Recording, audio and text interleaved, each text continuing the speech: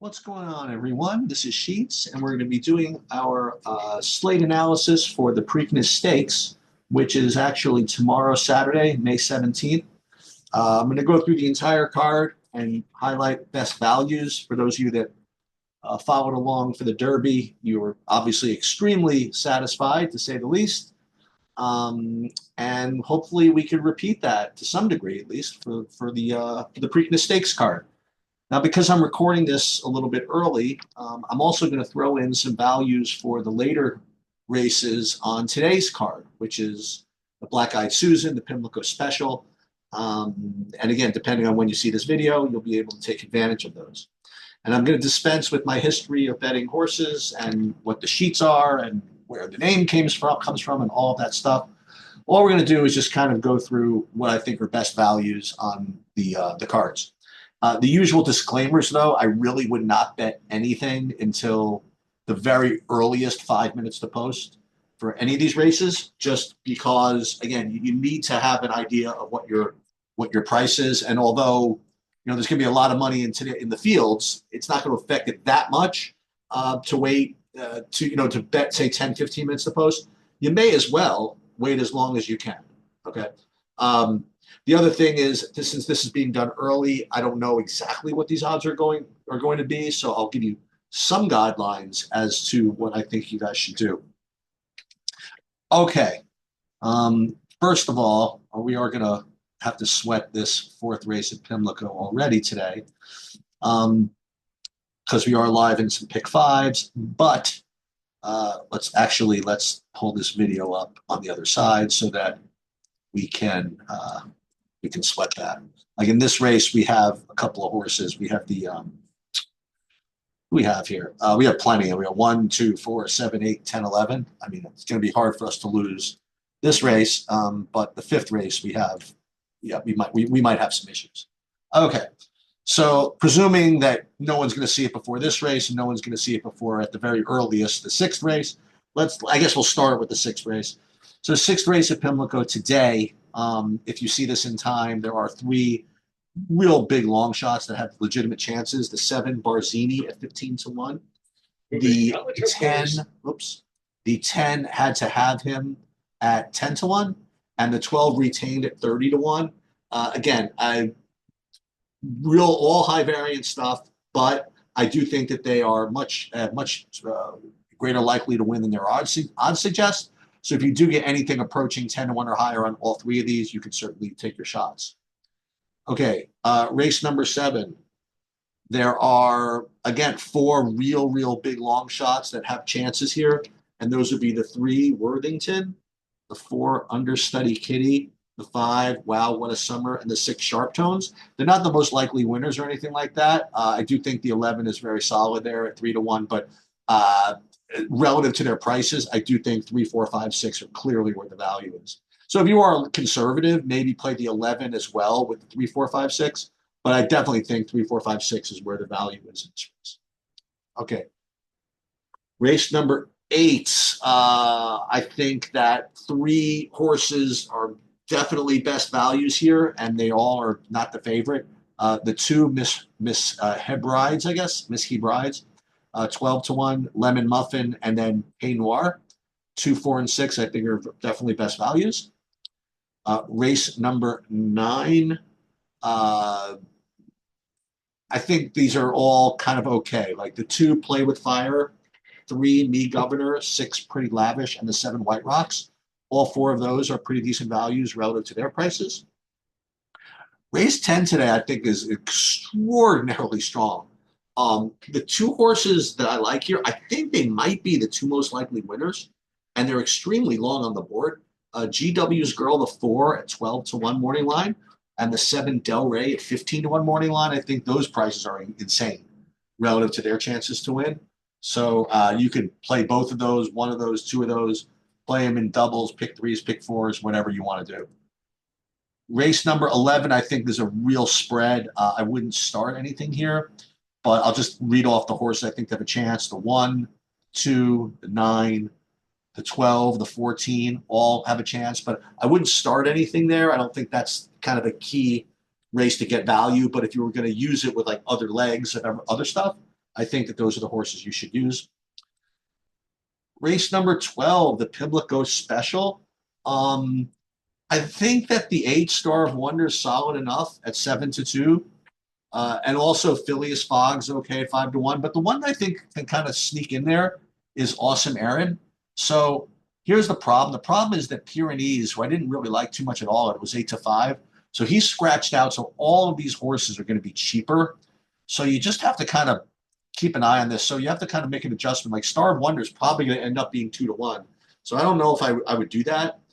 The 4 Awesome Aaron, I mean, if he gets actually ignored and he goes off at 10-1 or something like that, then I definitely think that that's worth doing. And Phileas Fogg, again, I mean, it depends on the price. 3-1, I don't know if I would do it. You know, nonetheless, I think that this race is, again, not one you should start anything with. But again, if you want to hook up some later legs to this, I think that's just kind of okay. So I think this is really bad, what's about to happen at Pimlico, unless this guy gets up on the wire. No, it looks like the favorite hung on here, which is really, really awful. I don't even think I had him at all. That would be really bad, but it looks as though that's the case. Oh, actually, I did have him, but really, really chalky. That's really no good. Started him in the pick 4 as well. 6-5, just terrible, terrible result. Pimlico there. Okay, in the Black Eyed Susan, race number 13. Not really too much. Actually, that's not true. So I do like 4 horses here. One of them is chalky, Margie's Intention, but the other 3 are pretty long. So Liam in the Dust, I think, is pretty good at 8-1. And then you have the 2 Princess Alia with 19-1 is extremely strong. And the Kinsey Queen, number 5 at 12-1. So you'll see that what you can do is you can bet Pimlico, like the Black Eyed Susan, in a double with the Preakness Stakes tomorrow. So when we get to the Preakness Stakes, I'll show you who we like there, and maybe you could pair up some of these longer shots in race 13 with them. I didn't even look at race 14. And now we will get into the actual Pimlico card for the Preakness Stakes Day. Okay, so again, keep an eye on this. It's a 10:30 a.m. start time. So if you want to, degen early, you got to get up. First race, really nothing to speak of. I think it's chalky, the 178. I wouldn't key anything here. I wouldn't expect to get a lot of value from this race. But again, if you want to start pick 5s, because we're going to get to some good values later, these are, I think, the horses you would use.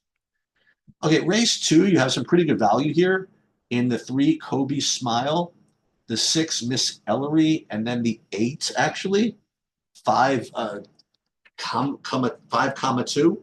All 3 of those look really, really strong. Race 3, no value at all, but I will let you know who you'd play. Pretty much everybody here, like 1, 3, 4, 5, 7, but really no value. Race 4, I would like to try to beat the 6 with the 1 and the 3. They're definitely not as likely to win as the 6, but I'm going to take a shot at this. If you're a little more conservative, you could play the 6 Booth on top of the 1-3. I don't like the 5 Concrete Glory at all. That's where kind of the value in this race is coming from. So if you want, you could play 5 on top of the 1-3. If you were more aggressive, you would just play the 1-3. Race 5. Yeah, so I guess you consider this value. I put in 1, 2, 4, 7, 8. They're not the most likely winners, but they're certainly just as likely to win as the favorites. So if I were going to start something here, or even if I was going to hook something up, I would play the 1, 2, 4, 5. No, excuse me, 1, 2, 4, 7, and 8. Race number 6, I think the 7 is kind of a lock here at 5-2. I can't imagine him actually being 5-2. So just kind of, watch the odds. I mean, but if it's 5-2, it's clearly the most likely winner. Race number 7 could be the best bet value overall on the whole weekend. It's the 3 is 15-1. I think that's kind of ridiculous. I don't want to get into it, obviously, all the details of it, but I think the 3 is extremely strong here at 15-1. Race number 8, I have the 8 actually 1/900 as probably a lock, but again, it depends on the price. He's goes off at 9 to 5. I wouldn't use him. 7 to 2, I think is pretty reasonable for him. And if you want to use some other ones here, the 1 Slam Notion, the 4 Normandy Coast isn't terrible, but I think the 8's pretty solid favorite here. Race 9, nothing. I mean, like really, like almost all can win this race. 1, 2, 3, 5, 6, 8, 9. That's what I've written down. Okay, we're getting near the Preakness here, getting pretty soon. That's in race 13. Race number 10, I have the 2 and the 9 as actually best values here. Best Friend Rocket 15 to 1, and then Just a Fair Shake at 6 to 1. So, I mean, lots of opportunities to lose money today.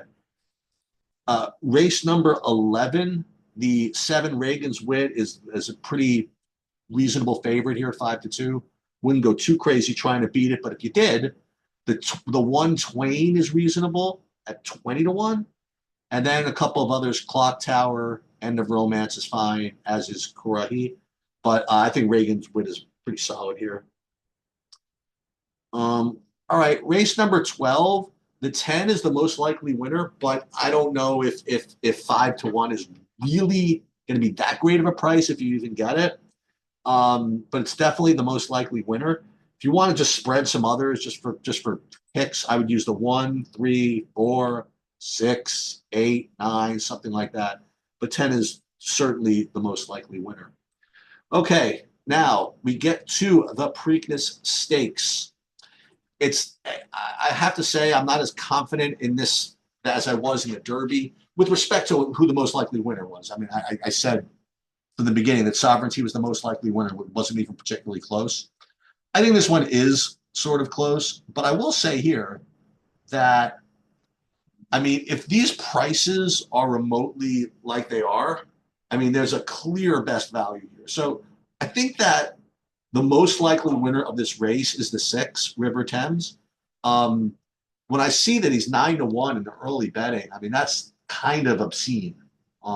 So I do have to say up front that if the 6 in fact goes off at 9 to 1, that is clearly best value. I would say he was the most likely winner of the race. But what I'm going to recommend this race is to try a couple of these long shots. So all of these horses, 3, 4, and 5, American Promise, Heart of Honor, Pay Billy, they're all almost as likely to win as the favorite journalism, for example. And their prices are just so big that the American Promise price is like annoying because I thought he was going to be like 15, 20 to 1.